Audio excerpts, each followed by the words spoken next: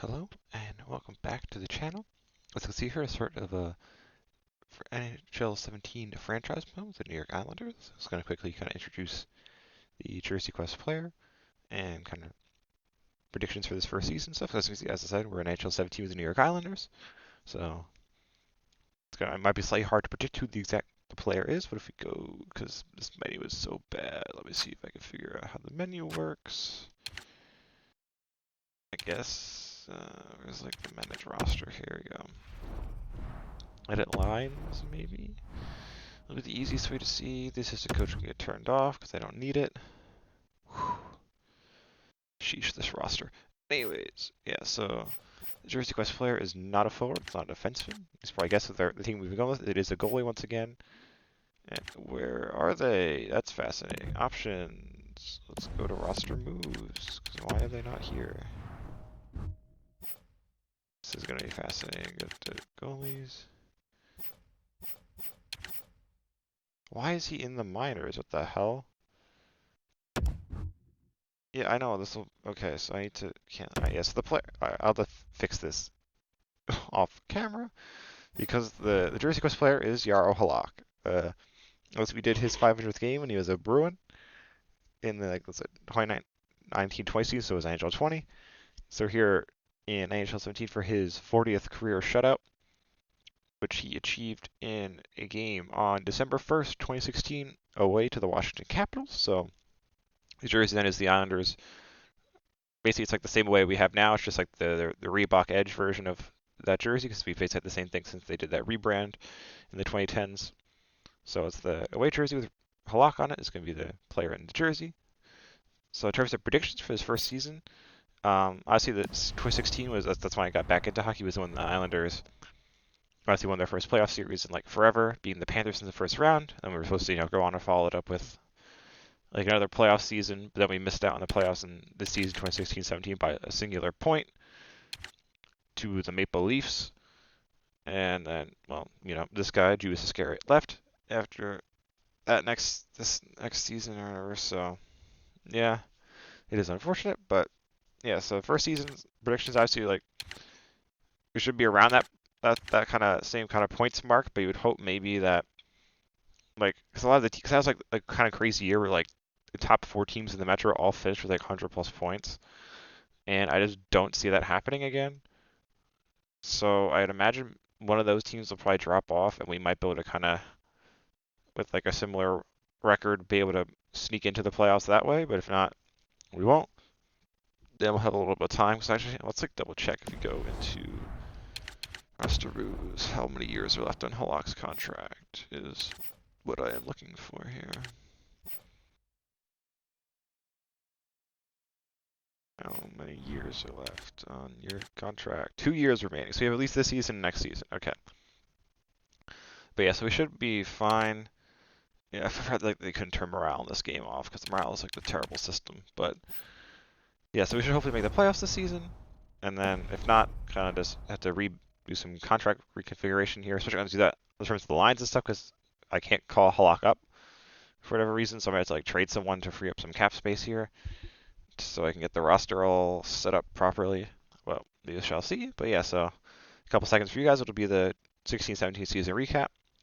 And hopefully we can maybe make a surprise playoff run in the cup, but if not, we'll just kind of focus on retooling the roster. But hopefully we'll find out in a couple seconds.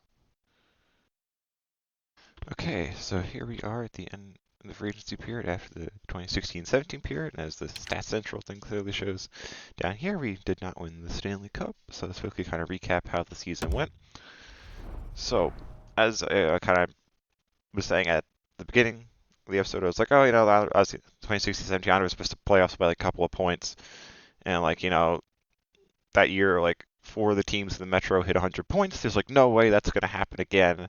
Like in the game here, like one or more of those teams will probably drop off. We can like make up the difference and maybe make the playoffs. And as you see here, we finished with a 42, 33, and 7 record, which was good enough for 91 points, which is 3 less than they actually finished with the year because they had a couple more overtime losses than we did. But as you can see here, I was incorrect that there was no way that 4 teams were going to get 100+ points in the Metro again because it was actually 5 teams. The Capitals, Penguins, Flyers, Blue Jackets, and Rangers all hit 100+ points in the regular season somehow.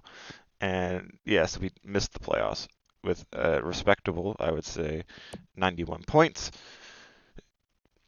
TBH, but yeah, because that's even more insane. It's like we finished with 91, right? So the question then kind of becomes, how many how many other divisions with that points total have been enough to make the playoffs? So if we go to the Pacific, we would have been able to finish third in the Pacific with that point total. Central, third in the Central, better than all their wild cards as well. And Atlantic, again, third in the Atlantic. So we like finished ahead of 1, 2, 3, 4, 5 different teams that actually made the playoffs in terms of points in the standings. But because of how the system works, we missed the playoffs. So I think if we just did straight up top 8, I think we would have made it, like the old system. Right, 1, 2, 3, 4, 5, 6, 7. Yeah, we would have been the 8 seed if they did the traditional, like the old-fashioned, like 1 to 8 in each conference. We would have made the playoffs that way too. So kind of this like season in this game kind of highlighted one of the major problems with the current kind of system the NHL uses. I'd prefer they went back to like one like the straight up top 8 in each conference, or even just 1 to 16 in general. If they like wanted to make it the schedule more like soccer-like and had like every team play each other like an even amount of times or something, like that would have been like a way to do it. I don't know, but yeah, so it's been unfortunate, but yeah, so we missed the playoffs. The leading scorer was Judas here with 79 points, which was actually somehow good enough for top 10 in the league. He was tied with a couple other players with 79 points in the top 10. Just like this, because the scoring in this game was like really low. And then in terms of goalie stats, obviously we're going to look at Halak's stats. He had a good season, 66 games played, so he's our starter. 2.53 goals against, pretty decent, I would say. 912 save percentage, again, also pretty good, I would say as well. And 3 shutouts. So good stats from Halak, who is now will be in the final year of his contract this next season, 17-18. So we'll see if he wants to stick around or not, because if we miss the playoffs again, I feel like he's not going to want to stick around. Because you can see the reason we're at July 1st and whatever is because we have no cap space to sign anyone who would like upgrade our contract, like upgrade our squad. Because if we go here, we have like 5 million space, and the only places we really can upgrade like our squad are like there's basically like elite first line players and like a top 4 defenseman. So like these two, Oshie and Carlson are here, and both of them want way more money. And I think because we missed the playoffs, even though we had like, as I said, like we're better than like 5 other teams that did, like they're not going to sign with us no matter how much money we offer them, pretty much. So yeah, so there's nothing I really could do. I also did buy out Mikhail Grabovski's contract as well, hoping that would free up enough space, but it did not. Even though, because it's also like another thing was crazy. Like I couldn't trade him away somehow, even though he was like he was an 81 overall still. So he was like, I'd say decent enough to be like a 3rd or 4th line center on most teams in this game. And he's like only had 1 year left on his deal, so I couldn't trade him at all at his full cap hit, which I could understand. 5 million for like a 3rd or 4th line center is a lot of money, especially back then. But I retained, like I was willing to retain half to like give him away to someone for like a 7th round draft pick, and no one would take him, which I think is a little unrealistic. Like, come on. Like, it's not like he's like completely unserviceable. Like, he can't play at all. Like, he's not going to be able to make your lineup if he's making a ton of money for multiple years. He's like just a 1 year contract, but yeah, so neither here nor there. So that's kind of so for agency stuff. Yeah, the only really additions to the squad are going to be Matt Barzal and Ryan Pulock are going to kind of slot into spots vacated by people who either I bought out or retired. Like Seidenberg retired and stuff. So the team's pretty much going to be identical to what it was this season. In terms of awards and stuff, so the Cup, as you saw, unfortunately, bad timeline went to the Chicago Blackhawks. President's Trophy was the Caps. As you probably saw when we looked at our division, they had 112 points, which is a lot. And then Blackhawks beat the Canadiens, who were the Atlantic Division champ with 103 points. And then player awards, as a low-scoring Tarasenko finished with 94 points. He was the only player above 90. And one of 1, 2, 3, 4, 5, 6. I guess 6 only 6 players who were above a point per game. So yeah. Hart went to Patrick Kane. He finished 3rd, scoring with 86. Norris went to Alex Pietrangelo. The Blues, it's kind of crazy. They finished 2nd in the Central with 99 points. They had a lot of reward winners. Tarasenko, Mitch Marner won the Calder for the Leafs. Corey Crawford won the Conn Smythe, because I guess this is still the era when the goalies would basically just win the Conn Smythe every year, which I guess I wouldn't mind TVH, because I mean, like, if we win the Cup, Halák will probably win it, so I won't mind that. Vezina and the Jennings went to Braden Holtby, not really a surprise there. That was kind of his era of being like one of the best goalies in the league. Masterton went to Kevon Miller. Selke went to Jonathan Toews, who didn't finish in the top 10. Lindsay went to Patty Kane, and then Rocket Richard went to Ovi, who finished second in the league with 87 points. So yeah, so expectations for next season, considering like our squad is basically identical to what it was, I guess we have to once again hope and pray that not like 5 teams in the Metro finish with 100 plus points, and we can like sneak into the playoffs that way. Because like the fact that that happens again, that's like honestly insane. Because it's like seriously, come on. But yeah, so we basically have to hope that we can make the playoffs. Because then, I think if we don't, Halak's not going to want to sign a new contract, and then this will be a failure, and that'll suck. So I'd rather not have that happen. So hopefully we can make the playoffs and make it a run of some, go on a run of some sort. But yeah, that's kind of all it for this season recap part. In a couple seconds will be the 2017-18 season recap. And we'll see. I guess it'll be interesting because there's no expansion draft, so like not to worry about losing players and stuff like that. And the league stays the same size. So eventually we can see how things progress next season. Okay, so here we are, free agency after the 17-18 season. And as you can see here, we did not win the Stanley Cup again, so let's quickly kind of go through how the season went and whatnot. The year ended up regressing. We finished with a 39, 36, and 7 record, which was enough for 85 points, which was a 6-point decline from the year prior. So obviously we didn't make the playoffs again, kind of based on the fact that we regressed further. And obviously we were 14 points off here, and I think we were 5 points. Yeah, so 5 points off a playoff spot in the end, which sucked. But yeah, so we didn't make the playoffs. Leading scorer was Judas again, but I actually was able to re-sign him to a new contract by like offering him, I think it was like $10 million a year or something. He wanted like 9 something. I offered him like 10 to get him to stay. So John Tavares is around for another, I think, like 3 seasons. He's our leading scorer again, 85 points, which was tied for 3rd with Claude Giroux, which is pretty solid stuff. In terms of, there's Jaroslav Halák. He had a really good season. Thomas Greiss not so much, because like Greiss's performances when he started is kind of why he ended up missing the playoffs. He has 4-10 record. Halák 2.41 goals against, and a 924 save percentage, 5 shutouts. So he had a really good season. Signed him to a new 4-year contract. So we should, I guess, at least have you would think 4 more seasons to try and win a cup in this Jersey Quest franchise mode. You never know, because he actually signed him to a 4-year, $2.5 million contract, which I think is pretty solid considering his stats and stuff. So he should be around for at least another 4 years, hopefully. So we have 4 more seasons, as I just said, I think for the second time again. But yeah, it's a good season for him. Thomas Greiss kind of let us down there. In terms of awards, as you saw, the Canucks won the Cup. Impossible, I know. President's Trophy was the Predators. They finished with 115 points. And the Canucks, wait for this. This is like, the Canadian media would go absolutely bananas. It was the Canucks versus the Maple Leafs in the Stanley Cup final. That would be like an all-time classic Cup final. Maple Leafs and Canucks. Like, which team would finally break their, like, curse and win a cup? In this game, it ended up being the Vancouver Canucks winning their first Stanley Cup.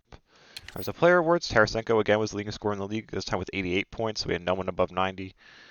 And only 7 players above a point per game or better this time. But yeah, not great in terms of scoring. So yeah, Tarasenko won a lot of the awards again. Hart, again, he won that. Norris went to Brent Burns of the Sharks. He won the Lady Byng again. Calder went to Dylan Strome, not Matt Barzal. Been unfortunate, but what are you going to do? Conn Smythe went to Ryan Miller. Vezina again went to Holtby. Jennings went to Pekka Rinne of Nashville. Not really a surprise there because they're the President's Trophy winners. Masterton went to another Bruin, Adam McQuaid. Selke went to Claude Giroux. Not really a surprise there. I'd say he's a pretty solid 2-way forward. Ted Lindsay went to Tarasenko, and then Rocket Richard also went to Ovi. The draft, nothing really to write home about because the scouting system of the game sucks. So draft picks are essentially useless to us in this game, to be honest. So in terms of, I guess, free agency and stuff was the next kind of big thing. So I guess the easiest way to go, I guess, is probably the trade screen, just to kind of go. We could do this to show kind of like our roster for next season. It's probably the easiest way to do it is this. So let's go centers and sort by overall. Yes, we have Tavares, Strome, Barzy, and then we're going to go Bobilli. I traded Zizekas and a second round pick to the Hurricanes for someone, which you'll find out in a second. Yeah, so these are our centers for next year. So all basically four of the same this kind of the 17-18 season, and then one new kind of rookie will go in for next year to replace Casey Zizekas. On the left wing, Shane Prince, he ended up being like put to the lineup this past season. He had a decent season. He's going to end up being, I think, our second line left wing. Then our only free agency signing ended up being Jussi Jokinen, which is kind of a bummer. But yeah, because I'll say I tried to, because the Sabres couldn't agree a contract with Sam Reinhart because they didn't have enough cap space to sign him like what he wanted. And I put in an offer sheet, so it only would have been like a first and a third, and trying to trade for would have been like at least 2 firsts, I think. So I was like, all right, I'll take the risk trying to do an offer sheet. But it was against the Hurricanes, it's first in the Metro. And I think they offered like slightly more money than I did, so then they ended up going with the Hurricanes. So that was kind of my big splash plan for agency, was to sign Reinhart to an offer sheet, but it didn't work out. So then I kind of had a pivot after it took so long for that to kind of be decided, and had to go with Jussi Jokinen basically on a 1-year contract to basically be a placeholder for this season on the first line, I guess, with Tavares. Shane Prince, because he's also a sniper, I think, right? It will go on the second line because I can't want to put 2 snipers together. I think so that's why I was like, Reinhart was a playmaker, so I was like, him and Tavares as a pair would have been like with like Ladd or anyone else who would have been like excellent as like a line. But yeah, so Shane Prince, Jokinen will be on the right wing, Ladd, Anders Lee, and then Michael Dalcol will be on the fourth line. See, if he ends up growing a lot, he could go on the first line because he's a playmaker. With Tavares, hopefully he grows a lot this next season. Then on the right wings, we have Brock Nelson again, who I was able to re-sign, so he'll be on the first line with Tavares, Josh Hosang, and Cal Clutterbuck. And then defense, we have Letty and Hamonic. Boychuk has regressed a lot, but he still has a lot of value, so depending on how far he ends up continuing to regress, I might be able to move him off in this offseason. But Ryan Pulock had a good season. Thomas Hickey I was able to re-sign as well. And then here's like my acquisition. I went out and traded Zizekas in a second to the Hurricanes for Jake Bean. So he's like around like a top 4 like area overall, and he's like a low elite potential. And he's offensive defensive, so he can pair pretty nicely, I think, with Johnny Boychuk, because our first pair will be Letty and Hamonic. And then we'll go Boychuk and Bean, and then Pulock and Hickey on the third pair. And I think that'll be pretty solid for us, I think. And the goalies, obviously it's still Halák and Greiss, so yeah. Didn't really get to end up doing much in free agency, because I was always trying to make a big splash with the Reinhart offer sheet, but it didn't work out for us. But I think the Bean trade, I think, was a good one, because honestly didn't really look at like the free agency defensive market, but because we didn't have a lot of cap space, so I was kind of like, I'll use the cap space to go for Sam Reinhart, and then let's even just check this been a couple days. But I imagine I guess Mike Green, but he's also a right shot, isn't he? Yeah, he's also a right shot, so that wouldn't really have worked. So yeah, there might have been good options, but I ended up focusing on the offer sheet instead. But yeah, so I think the Jake Bean trade will work out nicely for us. And then Jokinen's basically just a placeholder, and for like missing the playoffs again this next season, I could just jettison him in for like a draft pick or something. But yeah, so expectations, I don't know. I guess like I don't know. Hopefully, we can make the playoffs this season. But considering like our roster is like honestly pretty solid, and we somehow haven't made the playoffs yet, I don't know. Like, because I think overall this game like mad inflated. I feel like, but that's neither here nor there. But yeah, so hopefully we make the playoffs this next season. But if not, it is what it is. Okay, so here we are in the free agency period after the 2018-19 season. As you can see here again, we did not win the Stanley Cup. So let's kind of quickly recap how the season went. So you can see here we actually improved this season, which is nice. We finished with a 45-31-6 record, which if we go in here, was good enough for 96 points. That's like our best total yet. I think 1 point better. 5 points better than our season 1 total. And it was good enough to get us into the first wildcard spot in the East. So we made the playoffs this season, which was nice. So yeah, definitely a solid regular season. We were like pretty close to being like the 3 seed in the Metro. Like we were like 1 point off, but it doesn't really matter that much. Making the playoffs is better than not making the playoffs, so I'll take it. In terms of scoring, John Tavares is our leading scorer with 96 points, which I was like, oh my goodness. I thought that might be like enough for him to be like the highest scorer in the league, considering how low the scoring has been the past seasons where no one's hit above 90. And yeah, so he had 96 points, really good season from him. But I think scoring went up on the whole because in terms of like that, like the leading point scorer was, which we'll get into, but all the point scorers except for one were a point or a game above. I mean, 1, 2, 3, 4, 5 different 90-point scores. So goaltending stats I think kind of went down a little bit on the whole. So you can see Jaroslav Halák here had 2.87, 36 wins, and a 906 save percentage. I think is his worst one yet. Yeah, that's his worst save percentage yet. But he did still have 5 shutouts. So I think yes, I think this like scoring has gone up, like went up this past season in this franchise mode. So we'll see how I guess the trend continues next season.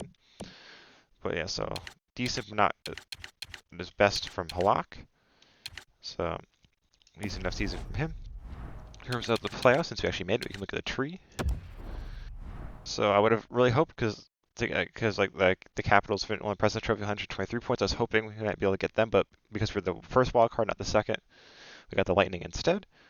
And it was pretty unfortunate. We took a 2-0 series lead with 4-3 and 4-2 wins in the first 2 games on the road, but then lost the next 4 in a row: 2-0, 5-1, 4-0, and 4-3 to get knocked out by the Lightning in round 1, which sucked. And then the Kings ended up winning the cup, as you saw at the beginning of this section, with a 4-3 win over the 7-game win over the Buffalo Sabres. So yeah, that was decent enough playoffs. In terms of playoff stats, look at player stats. Yeah, so John Tavares' leading scorer was 6 points, so he was a point per game with all assists, which is probably not good considering he's like our sniper, like supposed to be our top goal scorer. In terms of Jaroslav Halák stats, as you can probably guess based on the scores of those games, not pretty. 3.36 goals against, 896 save percentage, obviously no shutouts because our 2 wins are 4-3 and 4-2. Yeah, so not a great playoff from Halák in the end there. And as we saw, the Kings won the cup over the Sabres. And as I said earlier in that playoff section, the President's Trophy went to the Capitals again, who finished with 123 points in the regular season. In terms of individual awards, so yes, the Art Ross went to Ovi, who finished with 99 points. He was 1 off 100, so he won most of the awards this season. So he also won the Hart. Norris went to Shea Weber of the Canadiens. Lady Byng went to Tyler Seguin, who finished second, scoring with 98 points. Calder went to Ivan Barbashev of the Blues. Conn Smith went to Jonathan Quick. Vezina and the Jennings once again went to Holtby, as did the first season. Masterton went to Jason Garrison of the Devils. Selke went to Claude Giroux again. And then the Lindsay and the Rock Richard both went to Ovi, unsurprisingly. So in terms of what do we do in free agency to try and improve this roster for next season? Honestly, didn't have to do too much, considering like a lot of our young players, like Michael Dal-Cole, shot up in overall a lot. Shane Prince did, Josh Hosang did. So we have like a pretty solid roster on the whole. The only like big drops was Johnny Boychuk retired mid-contract, which is a little concerning because that obviously means it's very possible that, because Halák is we saw there 34, I think it said he was. It's very possible he could retire mid-contract as well, so it's not necessarily a guarantee that we have 3 more seasons left in this franchise, which is a little concerning. But hopefully, like as our young players continue to grow and like the improvements I made in free agency, we should hopefully be able to kind of take that next step and maybe go on a deeper run in the playoffs next season. But what were those next steps? If we go, I guess, to the trade and improve screen again, like I did last season, I think is probably the easiest way to look at it. So if we go to, we do have a decent amount of cap space still available, but we don't really need any top line players. So you can look at our roster here. If we go to centers and sort by overall. Yes, we got Tavares again, obviously our best player. Matt Barzal is going to overtake Strome as the second line center. We got basically the same center group as last season. And this guy is our 13th forward here. So pretty much the same centers, but Barzal and Strome basically just swapped overall. And Tavares is continuing to be good. But maybe in the offseason, Barzal could shoot up a lot. Maybe all 3 of them could, hopefully. You never know. But yeah, pretty good center core. On the left, yeah, you can see Michael Dal-Cole shot up a lot, so I ended up putting him on the first line. So it's like, he's a playmaker. Let's just like try it out, playmaker, sniper, power forward, line with him, Tavares, and Brock Nelson. I was like, let's try it, and it seems to have worked because his overall went up a lot. Tavares had 96 points, so I think kind of we'll stick with it for next season. Then Shane Prince had also shot up an overall a lot. And then Anders Lee is going to stick around on the third line. And then the fourth line, I brought in Antoine Roussel as a bit of a grinder. Kind of veteran grinding presence, more veteran grinding presence, like on the Beauvillier line, to kind of, be basically what the Islanders' fourth line of like this era kind of was. But yeah, so Roussel I think a pretty solid signing. It's like a 2-year deal for him. Yeah, I think 2-year, 1.775, so it's like low risk deal. And he's like not that old, so he should probably stay around that amount. We don't really have any prospects really coming up either, so he'll basically be able to stick on there for a couple of seasons and hopefully help Villiers develop. On the right side, he has a Brock Nelson, 87 overall, so the top line's going to be Nelson, Tavares, Dalcol, so pretty solid stuff. Then we got Clutterbuck and Josh Hosang. Hosang will go, I think, on the second line with Barzal and Shane Prince, and then Clutter will go on the third line. And then our other kind of free agent signing was Austin Watson. He's a two-way forward rather than a grinder, but I think nice kind of composition on the fourth line there. Not young, but not old either. And kind of on a cheap 2-year deal, so I think kind of smart piece of business. So I think our forward group looks pretty solid, I would say, going into next season. As you saw there, Andrew Ladd was not in and amongst the group, so that might give you a hint as to what may have happened with him. But as we go to defensemen, you can see here Jake Bean shot up in overall a lot. So him and Travis Hamonic are going to be like our top pairing for the foreseeable future. I think really solid pairing there, Hamonic and Bean. Then we got Nick Leddy. I said obviously Johnny Boychuk retired, so I was like, all right, we need to replace him with another more defensive guy to pair with Nick Leddy.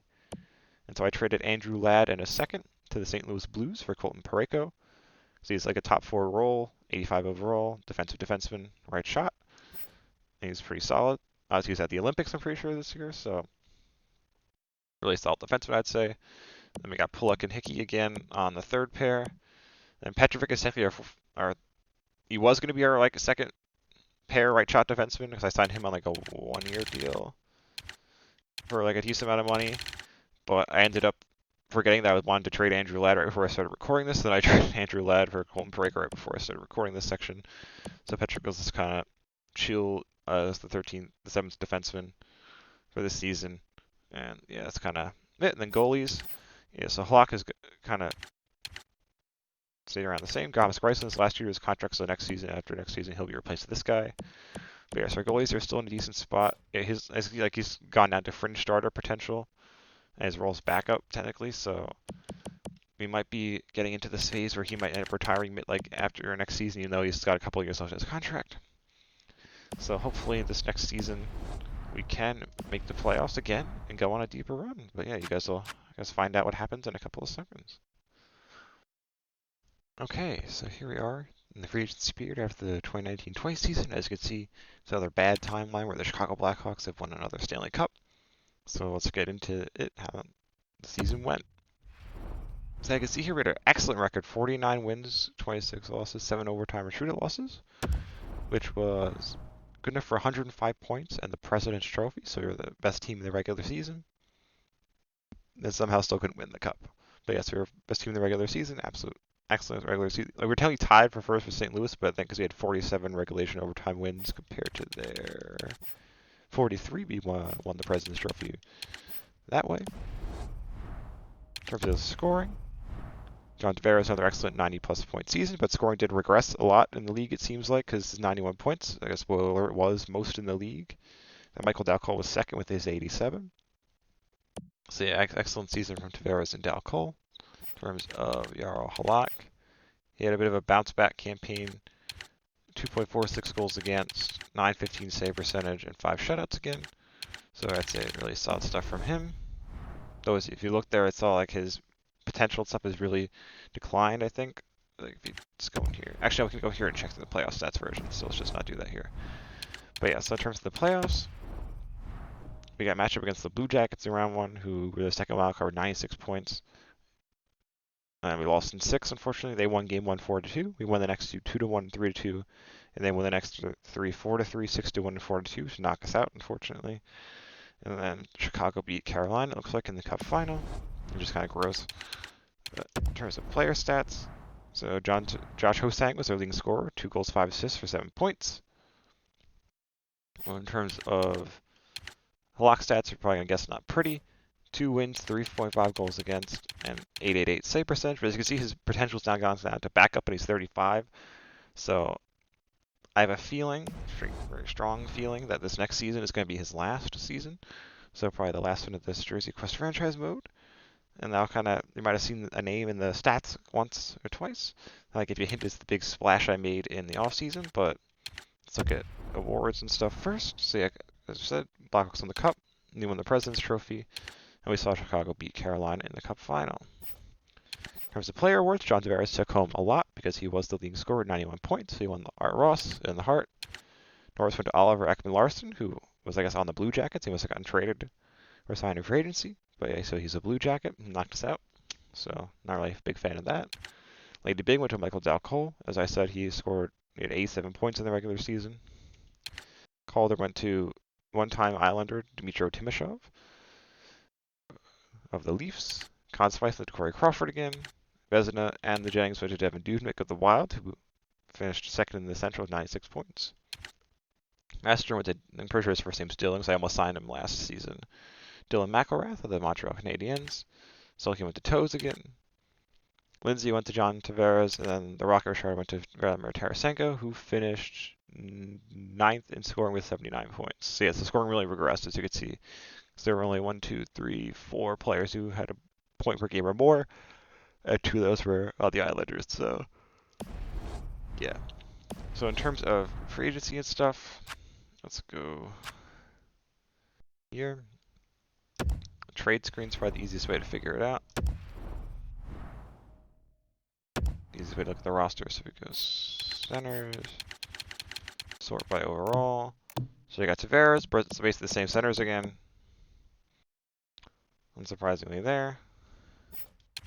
Left wing, as you can see, Michael Dal-Cole, and then this was the big move I made in free agency. It wasn't a free agent technically, because I went to sign Mike Hoffman, but then he rejected us because apparently we have a bad locker room, even though our locker room chemistry or whatever was in the 80s. So that's a bit of a whatever. But I honestly don't mind because I ended up probably getting a better player in the end. And I went and traded a couple of first-round picks because based on the assumption that this next season is going to be our last one, because the draft picks are pretty useless in this game because the scanning system sucks.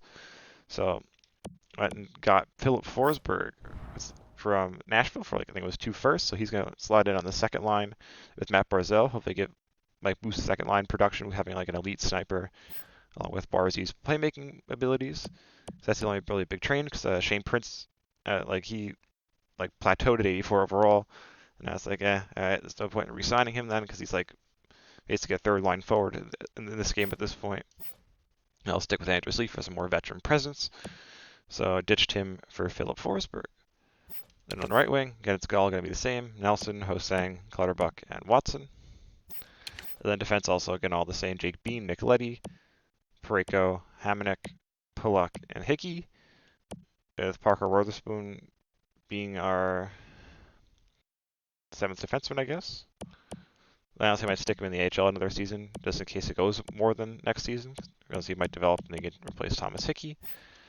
And then goalies, as you can see, so Halak's gone down to a backup, an 84 overall, he's 35, so I have a feeling this next season is going to be his last. And then I replaced Thomas Kreitz with that prospect, as I said, because he's up to 83 overall, and will probably potentially increase before the start of the next season. Halak might go down, so he'll probably end up being the starter and Halak the backup, or it might be like a 1A, 1B situation. But yeah, so hopefully with this big kind of upgrade going from Shane, basically the roster being identical, except for Shane Prince and the new being replaced with Philip Forsberg and the new goalie. I think we should. I don't think we're going to necessarily win the President's Trophy again, because that was pretty unbelievable. But I think we should at least be good enough to make the playoffs again, and then hopefully win a cup before I'm predicting that Halak is going to retire at the end of the next season, even though he has one more deal left on his contract. Okay, so here we are at the end of the 2020-21 season. And as you can see here, we have won the Stanley Cup. So yeah, this is a successful Jersey Quest franchise mode, which is really exciting. Because it's an Islanders one, so when it's actually an Islanders one, always more incentivized to try and make it a success, because it's honestly my favorite team. But yeah, so this is a successful. So I guess how did we get to lifting the Stanley Cup? Let's take a little trip and find out. As you can see here, looking at the regular season, finished with a 53-21-8 record, which is our best record yet. And as you could probably guess, based on the fact that it's our best record yet, it was enough with that 114 points to win the President's Trophy. So he did, I guess, the NHL equivalent of the double, and did the President's Trophy and the Stanley Cup in one season. So we have 2 President's Trophies and a Stanley Cup, and I guess with the Prince of Wales Trophy this season as well. So technically 4 pieces of silverware if you want to think about it like that. But obviously hockey, you only really think about the Stanley Cup. This is the only thing that really matters in terms of trophies. But yeah, so another President's Trophy. But as you can see, the Blue Jackets are only 4 points behind us. We're breathing, we're neck and neck with them for a lot of the season. But I think basically like me playing and winning a couple games away at Columbus because they beat us last season. They became our rival. I played like a couple of away games against them this season. That kind of got us over the hump in terms of the race for first in the Metro. But yeah, excellent season. 3.23 goals against, which I wouldn't be surprised if I was first in the league. But definitely a very good number. Let me scroll over here. And the goals against per game, 2.59. So a solid gap between the two. Obviously not the lowest goals against per game, because we had 2 teams with less there, but it was still a pretty solid number, I would say, overall. So in terms of team stats and stuff, very good. In terms of player stats, we can just basically we'll go through the entire roster, I guess, because this is the cup-winning roster. But we'll start at the top here with John Tavares. So yeah, he was our league scorer again. Almost did 50 and 50, but did 49 for 98 points, which like I would have thought based on last season would have been enough to be top in the league. But spoiler alert, was not. But yes, excellent season from him. So he was on the line with Dal Cole and Brock Nelson. So I'd say good stuff from 2 of them. Josh Hosang, I think he was on our 3rd line. Yeah, no, he ended up on our 3rd line. So a good solid total from him. Nick Leddy was on our 2nd pair. Strome ended up being our 2nd line center, I think, because he ended up being a higher overall than Barzell, so he ended up on the 2nd line, Barzell on the 3rd. Philip Forsberg, he had a really good season, but he hurt I think it was like his MCL in like end of November, beginning like December-ish time. Missed like 30 games, but he was putting up good numbers when he was healthy. Barzell, good season as well. Austin Watson, good contributions from the 4th line. Anders Lee, I ended up putting him on the 2nd line. So like the lines were basically it was Dal Cole, Tavares, and Brock Nelson, Philip Forsberg, Ryan Strome, Anders Lee, Clutterbuck, Hosang, and Barzell, and then Roussel, Beauvillier, and Austin Watson. Jake Bean, decent season as well. Pretty good seasons from everyone, TBH. He was like Adam Lander playing a decent amount of time because of Forsberg's injury. And then Hamonic missed a handful decent amount against the concussion. So then Alan Pellick played 13 games as well. So pretty solid season all around. In terms of goalies, so Halák ended up being the backup, and he also got injured for like a little bit. So Soderstrom played the vast majority of the games here, 65 of them. You can't see both their stats. We'll focus on Halak's, but yes, Halák 13 wins in his 20 starts, so he had a pretty good win percentage. 909 save percentage, not the best, not the worst either, but I'd say it's pretty decent for a backup. No shutouts, and then what was I forgot to skip his goals against was 2.81, so not great, not good, but not bad either. So he had a decent season, but this guy here really good season. Soderstrom 40 wins, 2.38 goals against, and a 921 save percentage. It was a really solid season from him. So in terms of sorry, I just got like a hair in my eye. Whew. So in terms of the playoffs, how did we get there? So let it all load in. Yes, we got a matchup against the Penguins for the 2nd wild card with 93 points, and I ended up kind of splitting time between the two of our guys. So Soderstrom played this round in the first half of round 2, so he got 7 of the 16 wins, and Halák got the final 9. So round 1 won the first 2 2-1. Pittsburgh then won the next 2 4-3 and 2-3, and we won games 5 and 6 4-3 by score lines of 4-3 each to advance to round 2 against the Philadelphia Flyers, who finished 3rd in the Metro with 100 points. So then Soderstrom played the first 3 games where he hopped out to a 3-0 lead, 4-1, 4-2, and 3-0. He then got shellacked 5-1 in Game 4, so I subbed in Halák for the rest of the playoffs after that. And he won the next games. He lost Game 5 3-1, then won Game 6 by the same scoreline. 3-1 to knock it, send us to the conference finals against the Lightning. So basically, like, what actually happened in this 2021 playoffs was, as we lost to Tampa that year, but in this alternate universe, we won. So we won the first 3 games where I played the first 2 because we lost to Lightning at home. That then the second year we made the playoffs. Not the first year actually. Yeah, it was 18-19. We lost to them at home, so I played the games 1 and 2 and 5. And we won game 1 5-3, game 2 4-2. Then game simmed in game 1, game 3 on the road 2-1. Tampa Bay then won game 4 1-0, and we won game 5 by a scoreline of 5-1 to go to what would probably be Butch Goring's ideal Stanley Cup final, the New York Islanders versus the Winnipeg Jets, where we ended up sweeping the Jets. As you can see, we won game 1 4-3, game 2 3-1, game 3 4-1, and then game 4 in overtime 5-4. I think it was Phil Forsberg scoring the game-winning goal. So pretty solid playoffs there. So you see the footage at the end of the handshake line of the cup presentation ceremony and all that good stuff.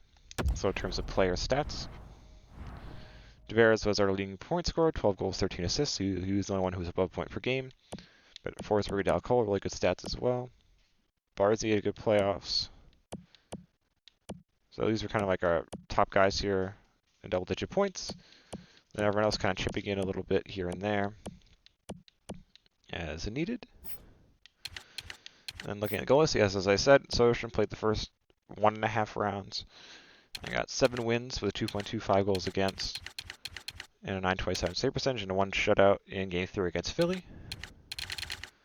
And then Halák took over after game 4 and won 9 of his 11 starts with a 1.7 goals against and a 944 save percentage. So if like he'd actually probably played the, I guess who's to say, because maybe we would have lost if he had played the entire playoffs, but he was like on Conn Smythe form, but because the starts were split, he didn't win the Conn Smythe.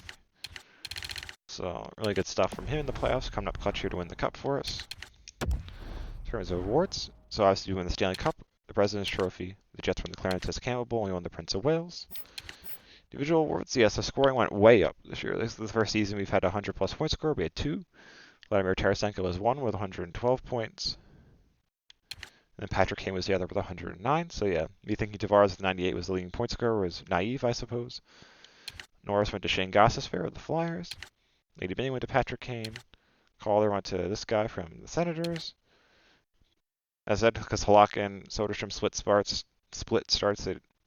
Halák wasn't, I guess, good enough for him to win the Conn Smythe. So he has amazing stats. So Tavares with his 25 points did. Vezina and the Jennings went to Martin Jones. The Sharks, who were the first wild card in the West with 92 points. So they almost had a terrible offense because if he was like the Jennings, and they couldn't like get into the top 3 in their division. Masterton went to Carl Gunnarsson. Selke went to Patrice Bergeron, not really a surprising choice there. Ted Lindsay went to Patrick Kane. And then the Rocket went to Vladimir Tarasenko. So yeah, I think that's it. So let's just, I guess we'll pull up Halak's stats here. Goalies. Boom. Yes, here's Halák. Morale log. There we go. Yes, a full curve. So that was kind of his playoff stats there. But yeah, so Jaro Halák, another successful Jersey Quest franchise mode, which is really exciting. So I liked Halák a lot. Say that 5 times fast.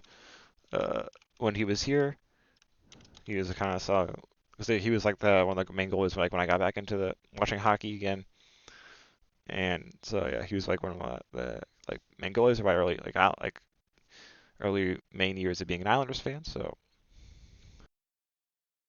cool stuff here, winning the cup. This is a decently long one. How many seasons it ended up taking us? It took us 1, 2, 3, 4, 5 seasons, which I think is decently long. TBH, we like kind of like struggled in the first couple seasons, then kind of continued to build and build and build until we were basically too much of a force for other teams to stop. I think we made some like interesting like free agent signings, and like I tried to do some interesting things like with the failed Sam Reinhart offer sheet and some trades and stuff. And I was able to build a cup-winning team, so I'm pretty happy with that. But yeah, I guess that's it for this series. So next up on the channel, should be, finally, I guess. But this is the last kind of thing I need to do. We're going to start Chapter 3 of Part 1 of FGO. So we're going to go to Okeanos next. I think I did this somewhat faster than usual, because it was like last thing, FGO main story thing we did was like the first event. So kind of was able to do it a little quicker because there was less like parts to it and less story events that featured in it that were like brand new. So yes, should be interesting to revisit, kind of go through that part of the story, and then see kind of what's next on the horizon after that in terms of Let's Plays and stuff. So yeah, so thank you for checking this out. Hopefully you will check that out as well. These are the champions. A fitting tribute to a wonderful season. Training camp in September was a dream. For this team, it is a nightmare. They got so far. We'll have the same short summer, but nothing to show for it. A traditional congratulations of a handshake goes back 5 centuries in humanity. But for hockey, it's become one of the most prized moments. Congratulating those who have gone so far. The man chosen playoff MVP gets the Conn Smythe Trophy. Boy, is this ever well deserved.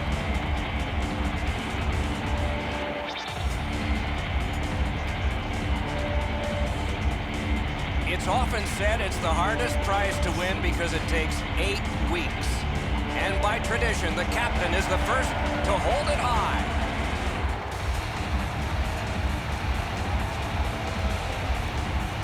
And there's always a pecking order as to how it gets handed off, and that's all a part of Stanley Cup lore. You can only imagine how much soreness you fight through in a collision sport. Guys have lifted this cup with dislocated shoulders after hernia surgeries just 2 days before. Doesn't matter. It's over 30 pounds. They find a way.